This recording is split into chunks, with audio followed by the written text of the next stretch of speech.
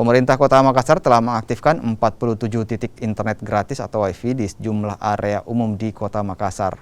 47 titik ini berada di sekitar kantor camat yang ada di Kota Makassar, Taman Macan, Lapangan Karebosi, dan Taman Pakui Sayang. Penyediaan WiFi gratis ini untuk memudahkan warga Kota Makassar mendapatkan akses internet di tempat umum seperti tempat wisata dan kantor pemerintahan. Menurut rencana, Diskominfo Makassar juga telah menyiapkan 10 titik WiFi gratis baru, termasuk di Gor Sudiang.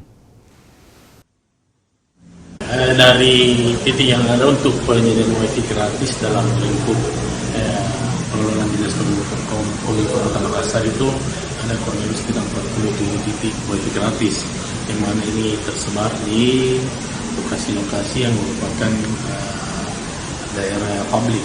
Ya, contohnya seperti di Lapangan Karebosi, di Pantai Losari, terus di lapangan Taman Macan, terus ada juga di Taman Pakui Sayang. Dari pemerintah kota memberikan pelayanan berupa WiFi gratis bagi masyarakat.